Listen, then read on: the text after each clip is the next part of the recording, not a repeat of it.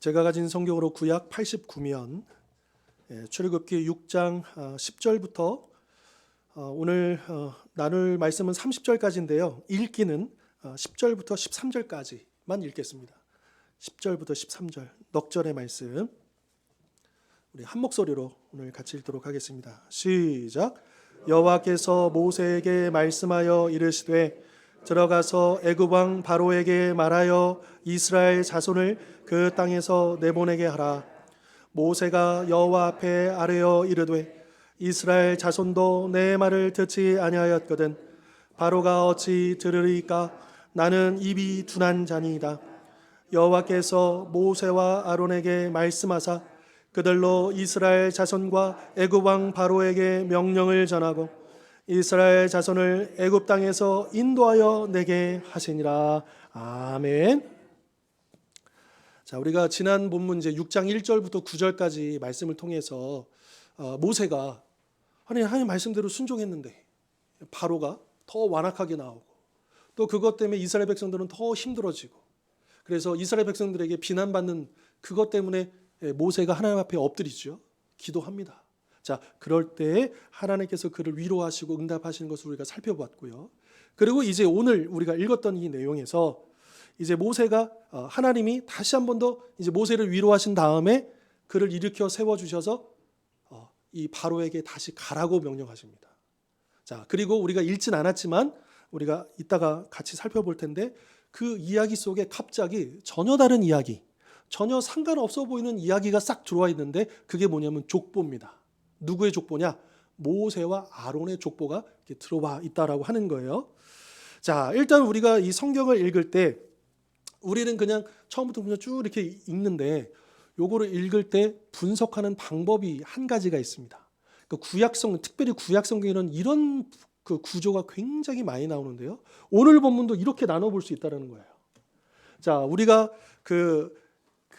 저희 보면 이제 A, B, M, B A 이제 이렇게 이제 단락을 좀 나눠봤어요. 근데 참 재밌게도 이 본문이요 이렇게 겹쳐요. A는 A-랑 같은 내용이에요. B는 B-랑 또 같은 내용이에요. 그리고 가장 가운데에 어떤 메시지가 담겨지는 말씀이 있다. 요거를 이름은 까먹으셔도 돼요. 이거를 교차 대꾸 구조라고 합니다. 이거는 구약 성경을 해석할 때 본문을 이해할 때 아주 많이 사용되는 분석이에요. 그러니까 이거를 통해서 우리가 알 수 있는 거 한 가지 뭐냐? 야, 성경이 우리가 볼 때 이 모세가 이 모세오경을 기록할 때 막 하나님께서 감동을 주셔서 막 이렇게 썼다라고 생각하시면 오산이라는 거예요. 분명히 하나님께서 모세에게 감동을 주셨어요. 근데 그가 그냥 라이브로 하나님께서 들려주는 음성을 막 쓴 게 아니다라고 하는 거예요. 하나님이 주신 그 말씀을 어떻게 해요? 기도하면서 노력하면서 어떻게 하면 이 말씀을 잘 전달할 수 있을까 고민 중에 하나하나 정리하면서 기록했다는 거죠. 그러니까 어떤 분들은 그렇게 오해하시더라고요. 성경은 마치 이렇게 라이브로 하나님께서 음성을 들려주시면 이 사람이 그냥 그거를 그대로 받아 적었다라고 오해하시는 분들이 있는데 그거는요. 하나님께서 굳이 그렇게 하실 이유, 차라리 그냥 쓰셔서 직접 주시면 되잖아요. 굳이 왜 그 사람이 팔이 필요합니까? 그렇지 않고 그 사람, 이 성경의 저자, 모세오경이라고 한다면 모세라는 사람, 그 배경, 모세가 살았던 그 시대, 그 모든 것들을 다 하나님께서 역사하셔서 그 시대에 맞는 그리고 그 시대를 초월하는 오늘까지 하나님께서 주시는 그 말씀을 기록하도록 감동하시고 역사하셨다라고 하는 거죠. 그러니까 이게 모세가 이 기록할 때 이렇게 의도적으로요. 더 잘 전달하기 위해서 이런 구조를 쓰고 있다는 걸 알 수 있는 거예요. 자, 하나하나 좀 보시면요. 자, 먼저 A와 A-를 보시면 우리 성경에 방금 읽었지만 10절로 12절에 보면 어떤 내용이냐 하면 자, 하나님이 모세에게 바로에게 다시 가가지고 그 바로에게 이스라엘 백성을 내보내라. 출애굽을 명령하라. 이렇게 명령을 주십니다. 자, 그럴 때에 모세가 뭐라고 반응하느냐? 첫 번째는 이스라엘 자손도 내 말을 듣지 않았는데 바로가 제 말을 듣겠습니까? 요거 하나 하고요. 두 번째는 보십시오. 저는요. 이 바로도 이스라엘 사람들도 설득시킬 수 없는 입이 둔한 자입니다. 저는 못해요. 이렇게 이야기하는 장면이 나오는 거죠. 즉 하나님의 명령을 또다시 거부하고 있는 모습을 보고 있는 겁니다. 그리고 그 대칭이 되는 28절과 30절은요. 한번 보실까요? 28절. 여호와께서 애굽 땅에서 모세에게 말씀하시던 날에 여호와께서 모세에게 말씀하여 이르시되 나는 여호와라 내가 내게 이르는 바를 너는 애굽 왕 바로에게 다 말하라. 모세가 여호와 앞에서 아뢰되 나는 입이 둔한 자이오니 바로가 어찌 나의 말을 들으리까. 여러분 똑같은 내용이 반복되고 있죠. 예. 그런데 대신에 대칭 구조이기 때문에 이 앞에서 A 단락에서는 듣지 않을 겁니다. 그리고 입이 둔합니다. 이렇게 했다면 이 대칭이 되는 28절 30절에는 입이 둔합니다. 그래서 바로가 듣지 않을 겁니다. 대칭 구조로 쓰고 있다는 거예요. 그러니까 만약에 이 구조를 우리가 이해하지 못하면 성경을 읽을 때 똑같은 내용 또 나오네? 이렇게 생각할 수 있는 거예요. 그런데 그게 이유가 있다라고 하는 거예요. 이런 구조 속에서 이렇게 전달하기 위한 어떤 모세의 의도가 있었다라고 하는 거죠. 그 의도가 무엇일지는 우리가 좀 더 살펴보고요. 이 A와 A- 요 단락에서 우리가 알 수 있는 건 뭐냐면 하나님의 생각과 인간의 생각은 다를 수가 있구나. 하나님은 변함이 없어요. 그죠? 모세에게 계속해서 모세가 해야 할 일을 말씀해 주십니다. 그런데 모세는 처음에 우리 앞에서도 봤지만 처음에는 손사래를 쳤죠. 그러다가 조금 이제 결단하고 가서 부딪혔는데 안 되니까 또 안 돼요. 역시 안 돼요. 이렇게 하고 있잖아요. 그런데 하나님은 어떠십니까? 할 수 있어. 해야 돼. 계속해서. 그러니까 하나님의 생각과 이 모세의 생각이 다르다라고 하는 것을 우리에게 보여주고 있는 거죠. 그러면 모세가 왜 이런 구조를 통해서 이 이야기를 굳이 두 번이나 걸쳐서 밝히고 있을까? 아마도 모세는 이거는 이제 과거의 일을 회상하면서 이 내용을 기록하지 않았겠습니까? 아무래도 모세는 그것을 말하고 싶었을 거예요. 사실은 제가요, 하나님의 명령에 이렇게 불순종했어요. 그리고 그 이유가 지극히 인간적인 생각 때문에 그런 거예요. 라고 얘기해 주는 거예요. 그러니까 하나님의 명령에 대해서 이 모세가 변명이 뭡니까? 이스라엘 백성도 내 말 안 듣는데 바로가 내 말을 듣겠습니까? 이거 인간적으로는 되게 이해가 되는 거잖아요. 인간의 입장에서는 이게 합리적인 이유 변명처럼 보이잖아요. 그리고 더군다나 저는 말도 잘 못하는 입이 둔한 자입니다. 그런데 모세가 돌이켜보니까 내가 그때 불순종한 이유가 지극히 인간적인 그 생각에 사로잡혀서 불순종했구나. 내가 그냥 순종하면 되는 거였는데 나중에 보면 결국에는 모세가 순종하고 나아가서 출애굽을 이끌어내잖아요. 그러니까 모세가 이 모든 사건을 다 겪은 다음에 되돌아보니까 그때 그 시점에 그랬구나.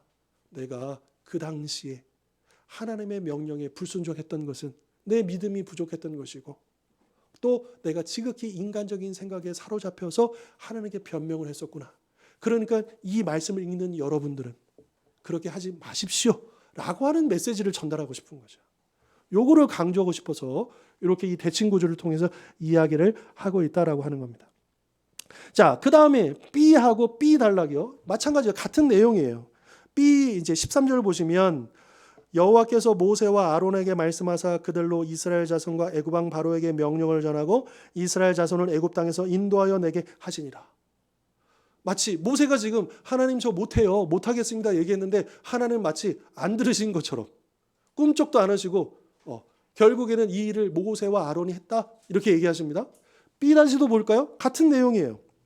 26절 27절 이스라엘 자손을 그들의 군대대로 애굽 땅에서 인도하라 하신 여호와의 명령을 받은 자는 이 아론과 모세요 애굽 왕 바로에게 이스라엘 자손을 애굽에서 내보내란 말한 사람도 이 모세와 아론이었더라. 이러한 모세 또 그의 형 아론 그 사람들이 인간적인 입장에서 변명도 되고 불순종했던 사람이지만 결국에는 하나님께서 그들을 역사하셔서 그들을 사용하셨다라는 거예요. 그러니까 이 출애굽 사건의 주인공은 누구시라는 거예요? 여호와 하나님이라는 거예요. 그 구원의 역사는 여러분 우리가 아니고 하나님이 하시는 일이라는 거예요. 그러니까 하나님은 어느 정도시냐면 저 안 돼요, 못해요 이런 사람도 들어서 역사하시는 분이라는 거예요. 이렇게 부족하고 연약한 모세도 아론도 하나님 손에 들려지니까 우리 나중에 보게 되겠지만 그 모세의 손에 들려 있었던 그냥 그 양을 치던 그 오래된 그 지팡이가 홍해의 기적을 이뤘던 것처럼 하나님의 손에 들리기만 하면 누구라도 이 구원의 역사에 쓰임받게 된다라고 하는 것이죠. 여러분, 우리에게도 모세와 아론에게 주어졌던 것 같은 이 구원 사역의 명령이 있습니다. 누구를 구원하라는 거예요? 우리 가족들을요. 우리 이웃들을요. 우리가 만나게 되는 이 모든 그 영혼들을 구원하라. 우리를 불러주신 거잖아요. 우리에게 가라고 하신 거잖아요. 근데 우리는 어떻습니까? 이런 변명, 저런 변명, 그리고 저는 이렇게 못해요. 요거 안 돼요. 그러잖아요. 그러나 하나님은 우리를 사용하길 원하시고 또 우리를 사용하실 겁니다. 여러분, 그렇기 때문에 우리가 마땅히 해야 될 건 뭐겠습니까? 순종하는 것이죠. 순종하는 것입니다. 자, 그리고 이제 가운데 토막에 있는 이야기, 그 메시지는 뭐냐면 바로 이 출애굽 역사에 있어서 중심에 서게 될 모세와 아론의 족보다. 여러분, 족보가요, 성경에 보면 곳곳에서 나옵니다. 나오는데 그 족보가 나오는 데는 굉장한 어떤 목적이 있어요. 이 족보 이야기가 쭉 나오는 이야기에는 그 배경이 뭐냐면 하나님의 구원의 역사에 쓰임받았던 사람이 누구냐, 이거를 강조하려고 족보를 쭉 찾아갑니다.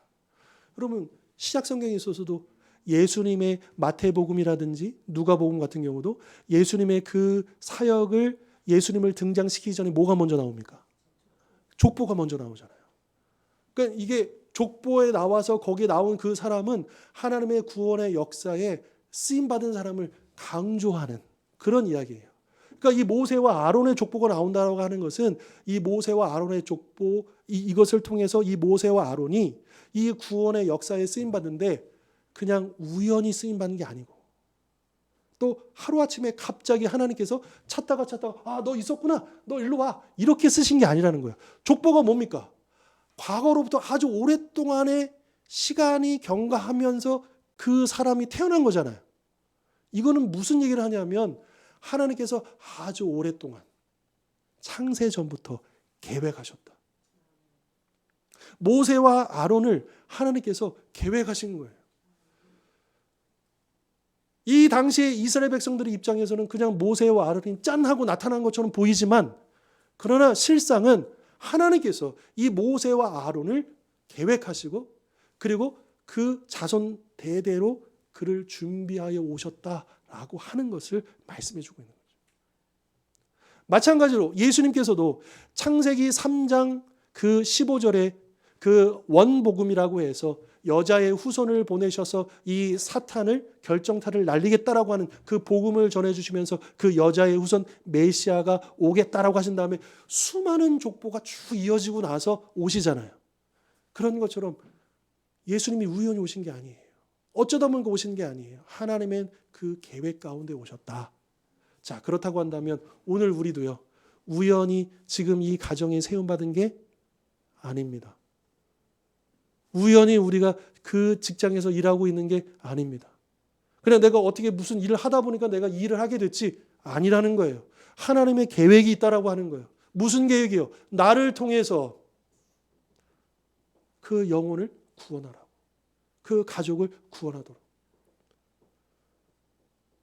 그냥 내가 사랑해가지고 배우자를 만나서 사랑하는 자녀를 낳고 그냥 가정을 이끌어가고, 이거는 믿음이 없는 사람도 하고 있는 일이에요.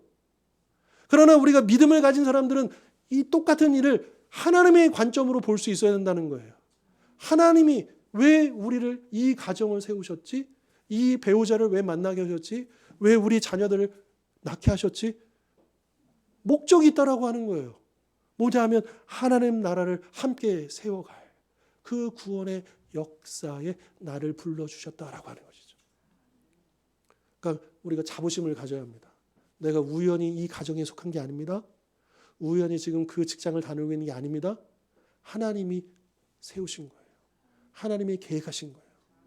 그러니까 내가 속한 가정과 그 일터와 또 이 세상에 만나게 된 그 모든 것, 거기가, 그래서 제가 지난주에도 말씀드렸듯이 거기가 선교지인 거예요. 우리는 선교사로서 이 복음의 일꾼으로서 그 마음을 가지고 그 자세를 가지고 가정에서 일터에서 이 세상에서 하나님이 나를 세워주셨구나 라고 하는 그 자부심을 가지고 그 사역을 감당해야 한다라고 하는 것이죠. 자, 족보를 우리가 좀 볼까요? 14절 16절을 먼저 보실까요? 자, 요의 족보예요. 이스라엘의 모든 12지파가 다 나오는 건 아닙니다. 근데 하나의 패턴이 하나 있어요. 한번 보시면 14절로 16절 같이 한번 읽어볼까요? 시작. 그들의 조상을 따라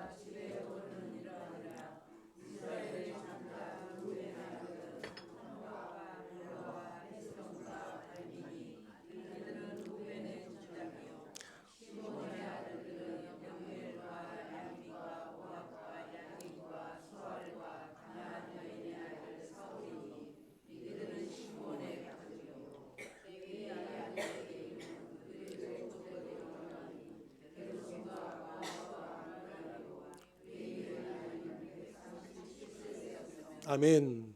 자, 여기에 보면 이제 야곱의 12아들들이 쭉 나올 줄 알았는데, 자, 14절에 루벤 첫째죠.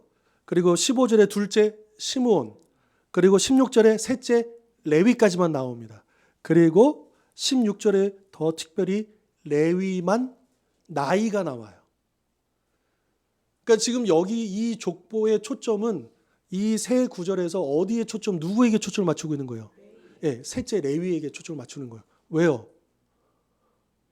모세와 아론이 레위 지파잖아요. 그러니까 이 족보라고 해서 한 사람도 빠짐없이 나오는 게 아니에요. 생략을 해요. 왜냐하면 이 족보가 아무 의미 없이 그냥 말 그대로 족보를 위해서 기록해 놓은 게 아니기 때문에요. 이 족보를 통해서 좀 더 부각시킬 그 사람을 생각하고 이 족보를 이어가는데 이 모세와 아론을 초점을 맞추고 있기 때문에 모세와 아론이 속했던 레위에게 초점을 맞추고 그리고 그 레위의 이름, 그 나이가 137세라고 이렇게 밝히고 있다라고 하는 거예요. 근데 이게 하나의 패턴입니다. 자, 그러면 이제 레위의 아들들이 나오겠죠. 17절로 19절 보실까요? 그러면 이 레위의 세 아들들이 나오는데 17절 게르손의 아들들, 이 게르손이 이제 첫째죠. 그리고 18절 보시면 고핫 둘째입니다. 맞죠? 그리고 19절 무라리 셋째 아들입니다.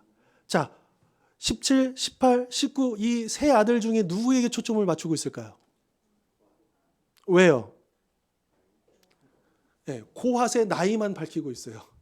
자, 이 레위의 세 아들 중에 누구에게 포커스를 맞추고 있어요? 네, 고핫에게 맞추고 있는 거예요. 점점 포커스가 점점 좁아집니다. 네, 그래서 레위의 세 아들 중에서, 그러니까 야곱의 12아들 중에서 레위로 좁혀졌고 이 레위의 세 아들 중에서 이제 둘째인 고핫에게 지금 초점이 맞춰졌죠. 자, 그 다음 20절로 22절 가볼까요? 그러면 이제 고핫의 아들들이 나옵니다. 4명의 아들들이 나와요. 20절에는 첫째 아므람, 21절에는 둘째 이스할, 그리고 22절에는 이 우시엘은 셋째가 아니고 넷째입니다. 셋째 헤브론은 생략되어 있어요. 자, 그러면 여기서 보면 이 고핫의 4명의 아들들 가운데 지금 누구에게 초점을 맞추고 있습니까? 왜요? 아므람의 나이만 밝히고 있잖아요. 그래서 하나씩 점점 더 내려가면서 초점이 맞춰지고 있는 거죠. 자, 그러면 이제 아므람의 아들들이 나오지 않겠습니까? 그렇죠? 23절, 24절 보시면 먼저 23절에서 아므람의 첫째 누굽니까? 아론이 나옵니다. 자, 그런데 24절에 약간 변칙이 나와요. 이 24절에는 아므람의 동생인 이스할의 첫째인 누가 나옵니까? 고라가 나옵니다. 여러분 고라 들어보셨죠? 고라가 무슨 일을 저질렀습니까? 나중에 광야 때.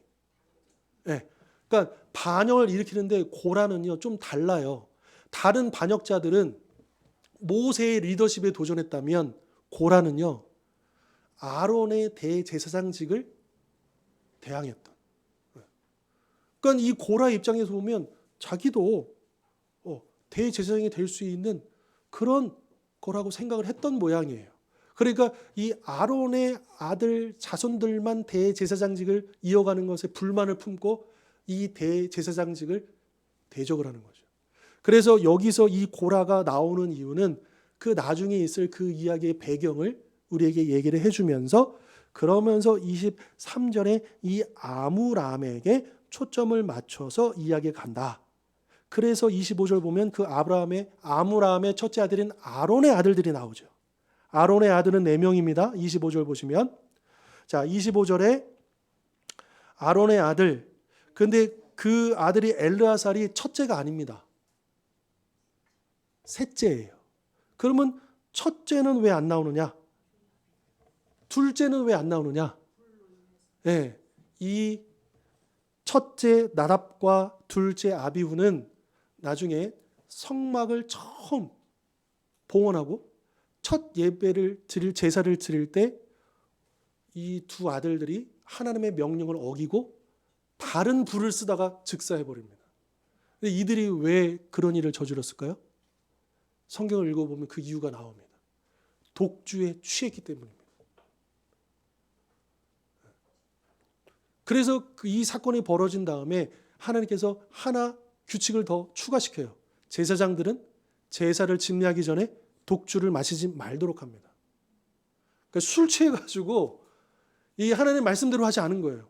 그냥 이 불이 그 불이지 뭐 하고 그냥 자기 마음대로 썼다가 거기서 그냥 그대로 죽어버린 거죠.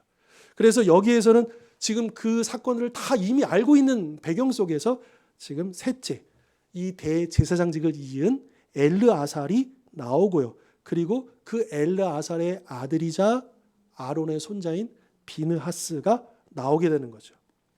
그래서 이들은 아론의 대제사장의 직분을 이은 상속자다. 그러면 여기 보면 아론, 그의 아들 엘르아살, 그리고 비느하스 이렇게 이어지잖아요. 근데 이제 아므람까지 포함해서 요 4대가 중요한 거예요. 왜냐? 여러분 창세기 15장에 보면 하나님께서 아브라함에게 약속을 하십니다. 무슨 약속이냐면 너의 후손이 이방인의 객이 되어 거기에서 고통을 겪고 섬기다가 나중에 4대 만에 돌아올 것이다 라고 얘기합니다. 근데 여기에서 말하는 4대라고 하는 것은 아브라함부터 4대가 아니라 이방인의 객이 된 이후부터 4대인 거예요. 그러니까 이 이스라엘이 애굽에 내려간 그 이후부터 4대라고 하는 그것을 여기서 초점을 맞춰서 바로 하나님께서는 그 약속을 신실하게 지키고 있다라고 하는 것을 말해주는 거죠. 그러니까 이 족보에서도 하나님이 얼마나 신실하신 분이신가. 그러니까 이 모세와 아론은 어떤 사람이냐? 바로 이스라엘이 애굽으로 이주한 후부터 4대째의 인물이다라고 하는 것, 그것을 강조해주고 있다라고 하는 거죠. 그러니까 하나님이 아브라함에 약속하신 그 이후의 일들이 1, 2년도 아니잖아요. 400년이 넘는 그 기간 동안이었음에도 불구하고 하나님은 한치의 어긋남이 없이 그 약속을 이루셨다. 우리 하나님은 약속을 반드시 지키신다, 안 지키신다? 그럼 그 약속을 믿으시기를 바랍니다. 하나님은요, 그 약속, 물론 우리가 원하는 때가 아닐 수도 있어요. 우리가 생각할 때는 늦춰질 수도 있어요. 하나님, 우리 남편을, 우리 아내를, 우리 아들들, 우리 자녀들을 주님께로 돌아오게 주님 해 주신다고 약속해 주셨잖아요. 그런 약속을 받으실 수도 있어요. 기도 중에. 그런데 왜 안 이루어집니까? 그럼 믿으십시오. 끝까지 믿으십시오. 하나님께서 그 약속을 이루어 주실 것입니다. 그 약속을 믿고 우리가 기도해야 되는 거예요. 자, 한편 여러분 10절과 11절로 다시 돌아오시면 하나님이 모세에게 바로가 있는 곳으로 들어가라 명령하십니다. 바로가 있는 곳이 어디예요? 바로가 살고 있는 곳. 네, 왕실, 궁전이죠. 그런데 거기에 누구도 살았었어요? 네, 모세도 거기 살았던 곳이잖아요. 그러면 하나님께서 모세에게 너 바로가 있는 곳에 들어가라고 하는 명령이 그 이유가 무엇일까? 모세로 하여금 그 옛날 옛 추억을 되새기면서 바로하고 잘 지내라고 보내셨을까요? 아니죠. 바로하고 어떻게 해요? 네, 대결하도록 보내신 거예요. 지금 모세에게 주어진 사명은 그 애굽의 그 핵심, 바로가 살고 있는 그곳. 그러니까 오늘 우리의 관점에서 본다면 그 세상 속으로 하나님께서 모세를 바로가 있는 곳에 보내셨던 것처럼 오늘 우리에게 이 세상으로 들여보내신 이유는 이 세상하고 잘 지내라고 보내신 게 아니고, 물론 이 말을 오해해서 우리가 이 세상에서 분란을 일으키고 막 일어나는 의미가 아닙니다. 영적인 대결을 하라고 보내셨다는 거예요. 영적인 싸움을 하라고 보내셨다는 거예요.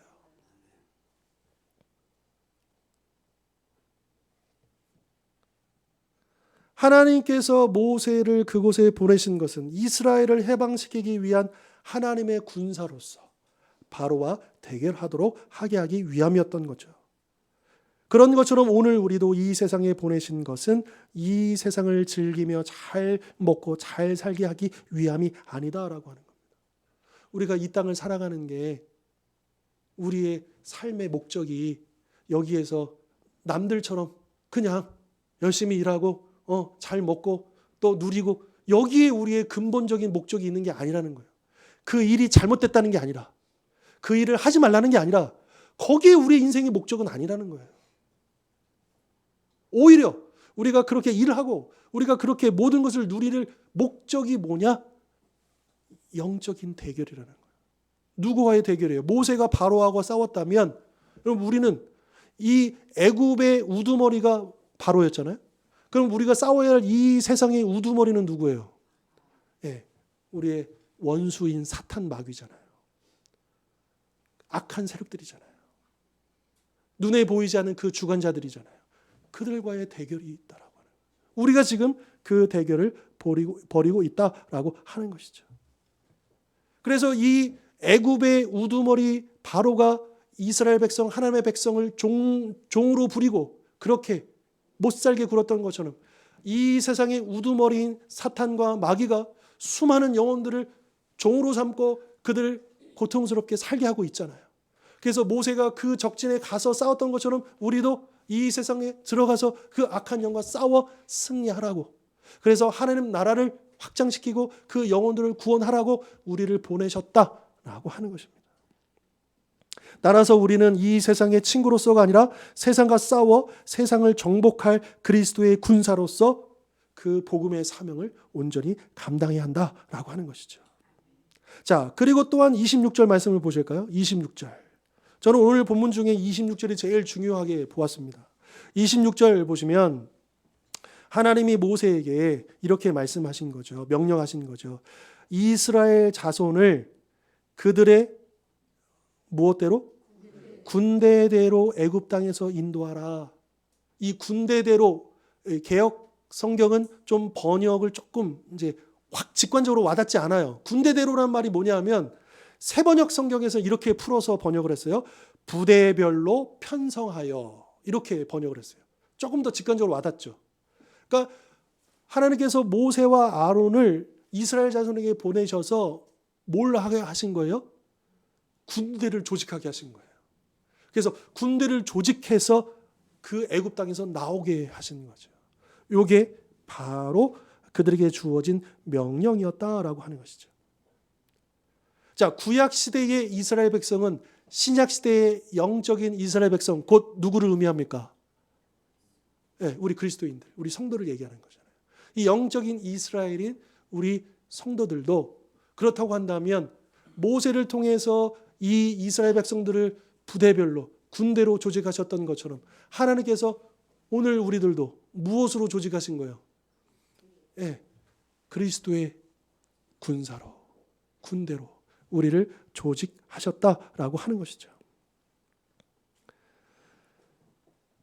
우리 성도들에게 그리스도의 군사로서 어두운 이 세상의 주관자들과 하늘에 있는 악의 영들에 대항하여 믿음의 선한 싸움을 싸우라.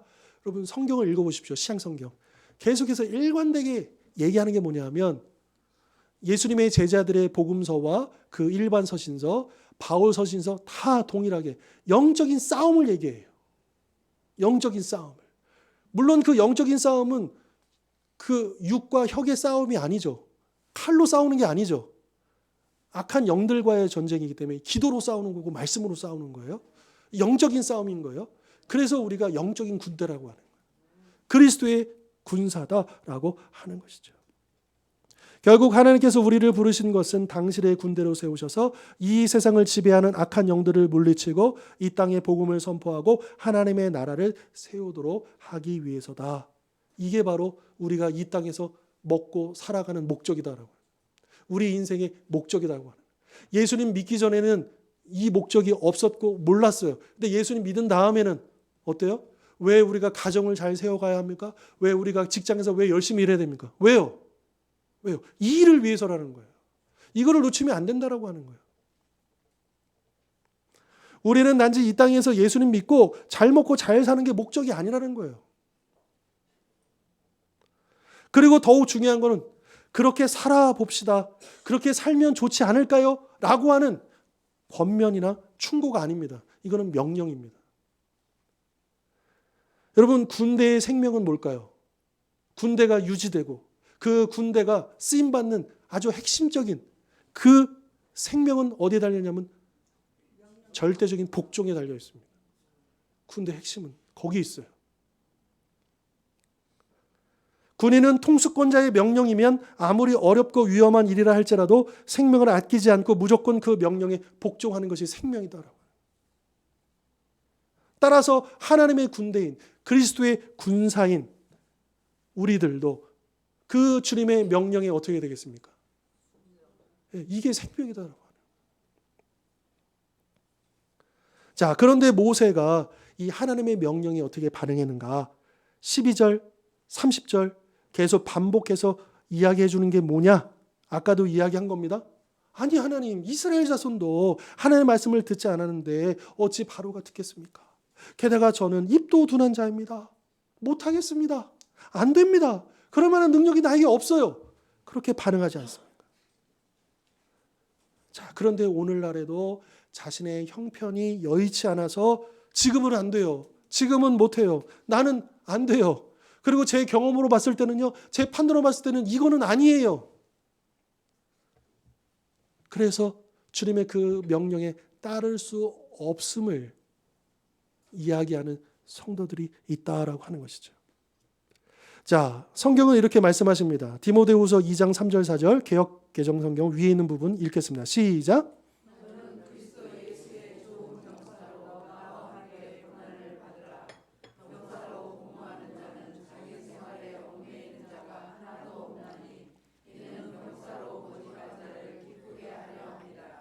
아멘. 제가 그 아래 이제 현대인 성경 번역으로 인용을 했습니다. 위에 있는 개역 개정 성경을 이제 현대인 성경으로 번역을 하면 그대는 그리스도 예수님의 훌륭한 군인으로 나와 함께 고난을 받아야 합니다. 군에 복무하는 사람은 자기를 뽑은 사람에게 충성해야 되기 때문에 사생활에 얽매일 수 없습니다. 우리를 군사로 부르신 하나님을 기쁘게 하고 그분께 충성한 일은 뭐냐? 바로 자기 생활에 얽매이지 않고 말씀 곧 그분의 명령에 순종하는 것이다. 사생활에 얽매일 수 없다라고 하는 것을 오해하셔서 우리가 교숙자가 되라는 거 아닙니다. 교숙자란 말 들어보셨죠? 교숙자. 교회만 나와 있으면 안 된다는. 우리가 이제 노숙자를 폄훼하려는 표현은 아니고요. 늘상 교회만 앉아 있는 그거를 요구하시는 게 아니에요. 여러분, 우리의 선교지는 어디? 저의 사역지는 교회예요. 근데 우리 성도님들의 사역지는 어디예요? 가정이고 일터고 이 세상이에요. 물론 여기가 함께 모여서 함께 모이는 교회로 훈련받고 예배하고 우리가 서로 격려하고 힘을 모아야 돼요. 그런데 무엇을 위해서요? 흩어지기 위해서, 우리의 사역지로 가기 위해서, 이 세상 구석구석에서 예수의 향기를 드러내고 우리의 사명을 감당하기 위해서 우리가 모이는 거죠. 그냥 모이는 것 자체가 목적이 아닌 거예요. 균형이 필요해요. 모일 때는 모이고 흩어질 때는 흩어지는, 모여서도 교회고 흩어져서도 교회입니다. 그래서 우리는 모일 때 여기에 와가지고 야, 우리가 지난 한 주간 동안에 또 우리가 어떻게 살았고 어떻게 싸웠고 어떻게 승리했고 그런 간증을 나누는 거예요. 성도의 교제라고 하는 것은 물론 우리가 그런 인간적인 관심사나 또 요즘의 이슈나 또 여러 가지 이야기들 얼마든지 자유롭게 나눌 수 있죠. 그러나 그 교제 가운데 이 믿음의 싸움에 간증이 빠져 있다면 그것은 이 세상의 계모임하고 무슨 차이가 있겠습니까? 그냥 인간적인 교제하고 무슨 차이가 있겠어요? 거기에 그 본질은 우리 기도하여서 이렇게 응답받았고 또 내가 열심히 신앙생활하는데 이런 부분들이 영적인 교제가 이루어져야, 그래야 교회 안에 더욱더 그 풍성한 그 은혜들이 흘러넘치지 않겠습니까?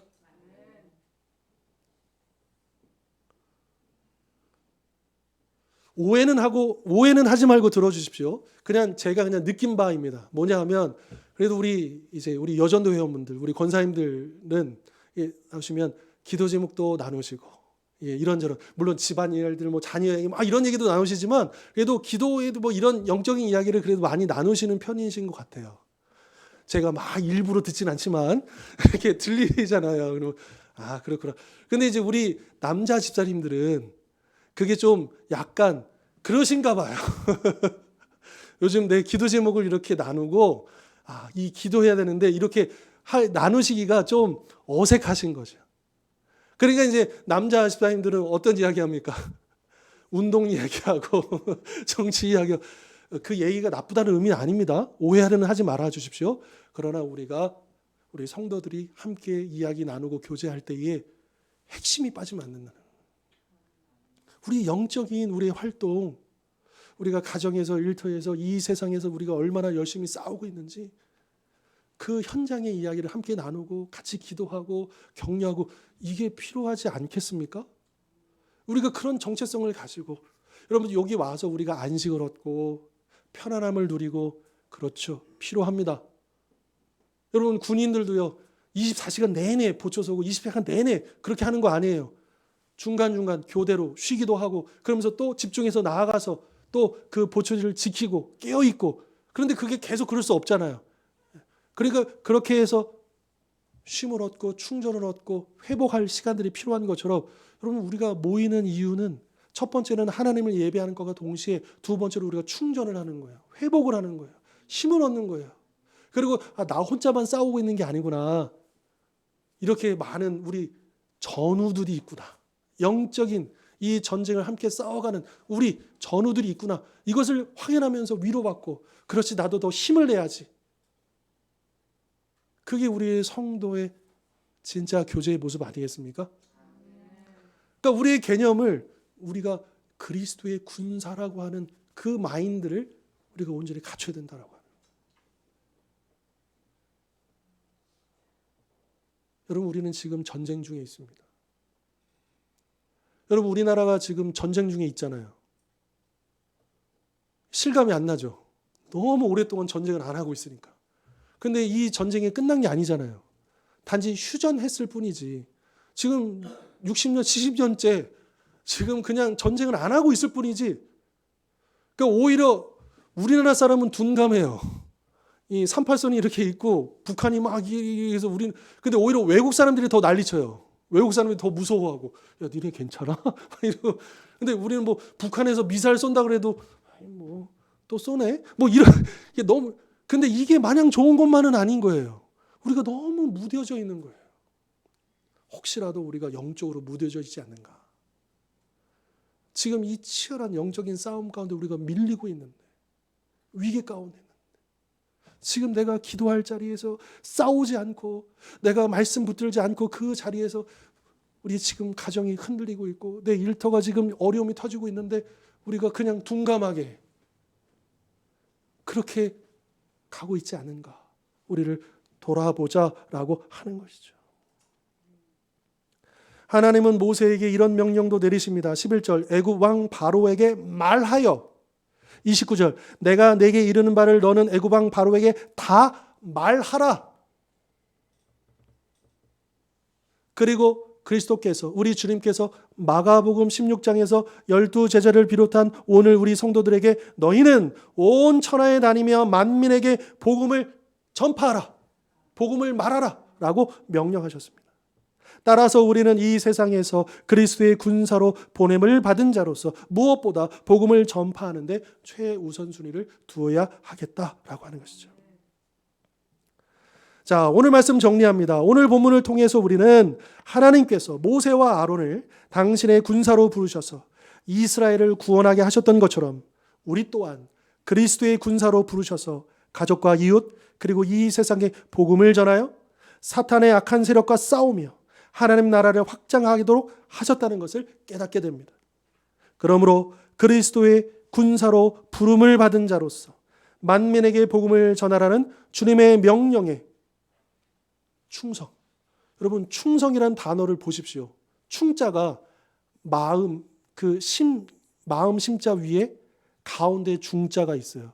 그리고 성은 정성 성자예요. 충성을 풀으면 뭐냐? 몸과 마음을 다하여 헌신하라는 뜻이에요. 충성, 이 충성이요. 그러니까 군인들이 충성하는 이유도 이 나라에, 나를 불러주신 이 나라에 내 몸과 마음을 바쳐 헌신하겠으라는 고백인 거예요. 그런 것처럼 우리도 하나님 나라를 위하여 나를 군사로 불러주신 우리 주님께 어떻게 해요? 네, 충성하시는 우리 모든 성도님들 되실 수 있기를 주님의 이름으로 축원합니다. 기도하겠습니다.